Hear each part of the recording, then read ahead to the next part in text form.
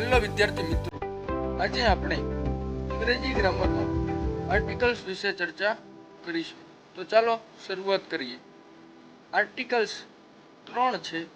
First article છે એ, second article છે N અને થર્ડ આર્ટિકલ છે ધ. આર્ટિકલ્સના બે પ્રકારો છે. પહેલો પ્રકાર છે ઇનડેફિનેટ આર્ટિકલ્સ એટલે કે અનિશ્ચિત આર્ટિકલ્સ અને બીજો પ્રકાર છે ડેફિનેટ આર્ટિકલ્સ એટલે કે નિશ્ચિત આર્ટિકલ્સ. અંગ્રેજી ભાષામાં 26 મૂળાક્ષરો એટલે કે આલ્ફાબેટ છે. A થી Z સુધીના કુલ 26 અક્ષરો છે. અંગ્રેજીમાં કુલ 5 સ્વર એટલે કે વોવેલ છે, જે છે A, T, I, O અને U. બાકીના 21 વ્યંજન એટલે કે કન્સનન્ટ્સ છે. ઇનડેફિનેટ આર્ટિકલ્સમાં બે આર્ટિકલ્સનો સમાવેશ થાય છે, જે આર્ટિકલ છે એ અને એન, અને ડેફિનેટ આર્ટિકલ્સમાં એક આર્ટિકલનો સમાવેશ થાય છે, જે છે ધ આર્ટિકલ.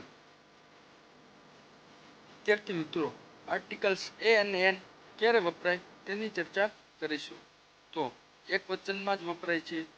ગણી શકાય તેવા નામની સાથે જ આર્ટિકલ એ અને એન આવે છે. આર્ટિકલ ધ છે તે એક વચન તેમજ બહુવચનમાં વપરાય છે અને ગણી શકાય તેમજ ન ગણી શકાય તેવા નામની સાથે પણ આવી શકે છે. વિદ્યાર્થી મિત્રો, હવે આર્ટિકલ્સ વિશે આપણે વધુ ચર્ચા આગલા વિડીયોમાં કરીશું.